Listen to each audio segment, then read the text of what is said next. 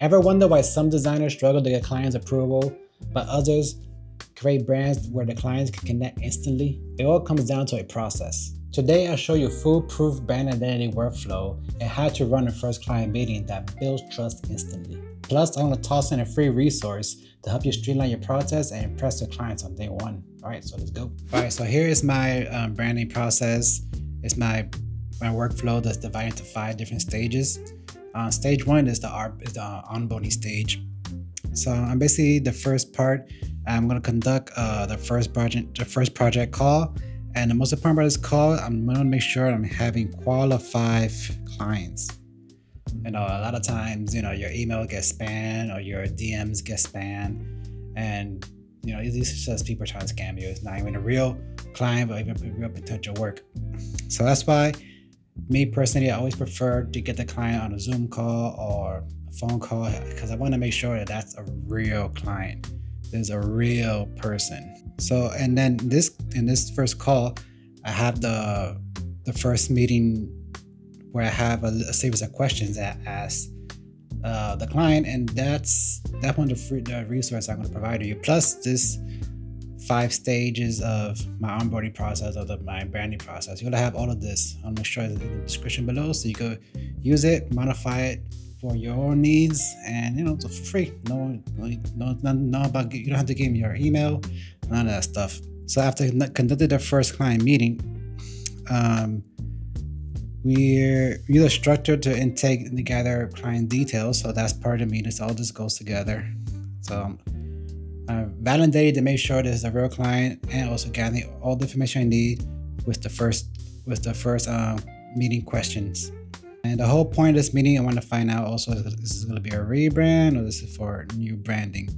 And then we also talk about budgets and have options here. Is it like a 5,000 or it's 15,000? But again, you can modify this for where you at in your design journey. And during this first call, I'm looking for business description and what kind of services they provide. And during that first meeting, I'm always talking about the invoice, contracts, and payments. Always in the first meeting, you don't want to go in there and develop a proposal. Or sometimes clients will request a proposal. But before I do any kind of proposal, I ask the budget.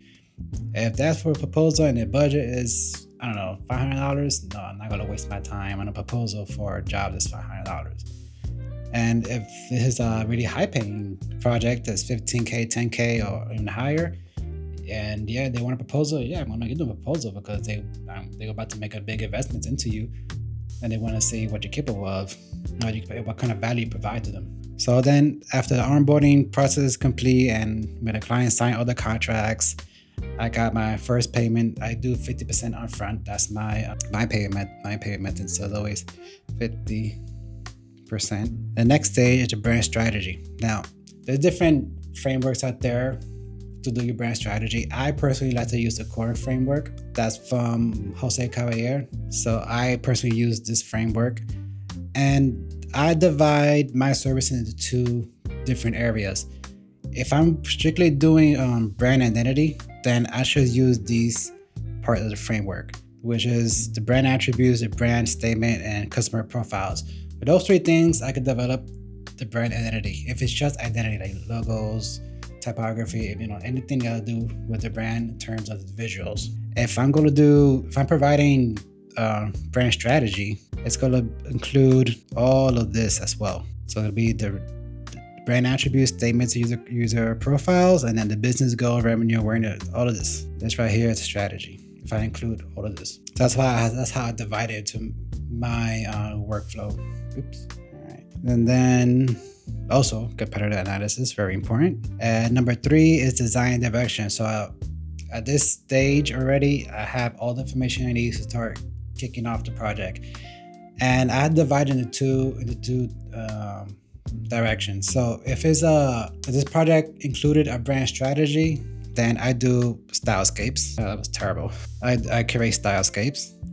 If it's just brand identity or logo, I do a mood board. And the reason that is with the brand strategy, I have way more information because I'm developing, messaging, brand positioning. So a stylescape is more suited for that. While for visual identity. A mood board is simple, it's quick and simple, it's really easy to do. So that's why I prefer a mood board for visual identity only. And doing this part of the process, I usually do 2 mood boards. Sometimes I do 3. When it comes with a style guide, I might do 3, but usually 2. And in this stage, I'm prioritizing different aspects of the brand strategy and mood in the mood boards. That's why I'm doing this in this stage right now.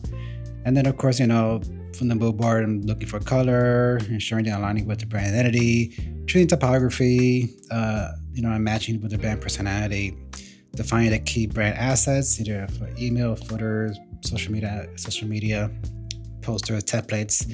And then at this stage, I do another call with the client and may go over the stylescapes or the mood boards, and may locked into the direction we're gonna go. Either it's gonna be something very modern and classy, or something very out there, very noisy. That's where we make the final decision. Once we have the okay from the client, we go to the brand identity stage. This could be either for the full package with a strategy, or just a visual identity. And here, we develop the logo system, making sure that it's distinct and memorable. And then you're finalizing the typography, the color, photography, or images or illustrations. And at this stage, I like to get the logo file ready and the brand identity and the brand guidelines ready. Because you might get lucky and you get the green light on the first go. Something's always, you might have revisions or you might not have revisions. So I like to have that all ready to go for the next client call. So here, either you get the green light ready to go, or you might have some revisions, but it's okay. I personally do 2 rounds of revision. Anything more than that, there'll be extra cost. So now, the final stage, we're going to finalize and do a delivery for the brand. So at this point, I'm going to start making my presentation to present the client the work may have done. During the presentation, I like to go over the strategy. I like to go over the style guide or mood board again, just to give them a reminder where we started and how we got to the end result. Explain design decisions, and let's see. But this is different from the brand presentation is different from brand guidelines. So that's why I have it here. This is focus on brand guidelines, focus on the brand usage. And then deliverables, the guidelines, make sure consistency for the future. Let me have the guidelines delivered. Let's see. I also like to offer my clients post-project support. That could be anything from helping them to make sure that the visual identity is being applied correctly, all the way up to making sure that maybe the packaging. I don't do packaging design, but if they want some assistance on that part, I'll offer them, making sure the logo is placed correctly, using the right version of the logo, and things like that.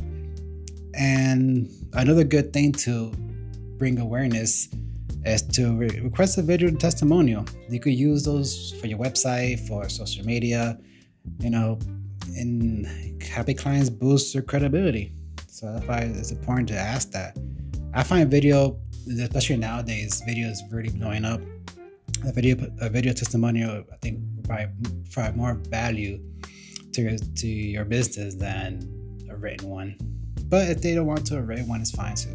All right, so here are the first client meeting questions. These are the questions I asked during the meeting, and these questions are very valuable when you're starting that first meeting with a new potential client for a new project. So here are the questions that is provided in the description below. There's a document. It's going to have all of this for you guys for free. You don't have to give me no email, but subscribe and a comment would be great. So some of the first meeting question is, who are you speaking with? Obviously, you want to know who this is. The owner. This is the creative director. Like, who is this person that I'm talking to? Like, what is his stake or his level in the company? What are the basics of your business? Standard question. The problem they need solution, and what are their pain points? Yeah, you want to know what the reason they contacted you. Is it for a rebrand, a new logo? But you should ask them. Maybe it's not that. Maybe it's something else. Maybe dig a little deeper. Maybe they have another problem, and you might have a better solution. Important are the stakeholders. If this is a company that have a board or there are multiple owners, that's very important to ask what are their roles, and also asking what is the brand, what is the products they use, and then you can ask have the sales increase or have sales decreasing. So you got to find exactly why they contacted you, what problems they're looking for you to solve.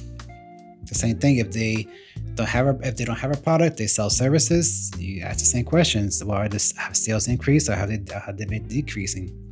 But maybe they don't need a big brand. Maybe they don't need a logo. Maybe they need marketing. Maybe they need better social media presence. It's good to ask these questions. Sometimes they don't need your services. Maybe they need something else. And I think it's good to be transparent and say that. Because then maybe in the future, they're like, man, that guy, he was very transparent. He told us that the problem to our solution is not a new brand identity. Maybe it's marketing, and he recommended us to pursue with a marketing agency. That could actually build trust between you, and maybe in the future, he is going to rebrand, that company is going to rebrand, and they want to work with you. What are some big trends in your industry? That's a very important question. Another, like, what do you sell? What kind of channel is it? Is it in person? Is it resale, e-commerce? Okay, so these alignment questions is after you asked all those questions. This is where you want your clients to make sure you're in a line, that you will both understand what the next stage of the project. So yeah, I like this question, like, what's the last design experience go? Because some clients will be hesitant because maybe they had a bad experience where that individual or agency didn't deliver what was promised, and maybe they got burned. So now they're kind of hesitant to invest in you or in your company again. So it's good to know like what went wrong and how you're different, how you can make it right. If money and time was an option, what would be the perfect solution? That's a good question right there. Your timeline, important. Oh yeah, financial commitment, your budget. Always ask about the budget. But sometimes, you might get some clients that have blockbuster ideas, but they have, B-rated movie budget. Important, if they do request a proposal from you, like I said earlier, ask them like what they want to see in a proposal. Again, who are the decision makers? Like, who are the stakeholders? Is it the owner? Are they multiple owners? Or just the art director? Who are these decision makers? Because you really always preferable to work with a decision maker than kind of like a middleman. You're almost playing a game of telephone. You working with the point of contact, and the point of contact has to contact the boss, and then the art director. It's just a hassle. Just ask who the decision makers and try to bring them in the process. What factors influence your decisions? Okay, now after that, it's the clarity, ask, and the next steps. So you clarify to the client what you have discovered. Ask them, have they covered anything? Very important question. Always ask at the end after the phone call or the Zoom meeting, like, hey, did we got everything we need? And have our conversation sparked anything? And ask them like, hey, during our talk, what are your thoughts? What kind of ideas do you have running in your head? Then from there, your next step would be to directly after the meeting. It's the next steps. All right. So the next step could be, okay, now I'm going to send you the contracts and I'll send the proposal to sign. That would be the next step. And then you make sure to tell the client that at a later date, here you write a date, you're going to set up for me. The next step in that date, the next day would be when I present them. Well, no, after they sign the contract and everything, the next later date, we're going to start doing the strategy.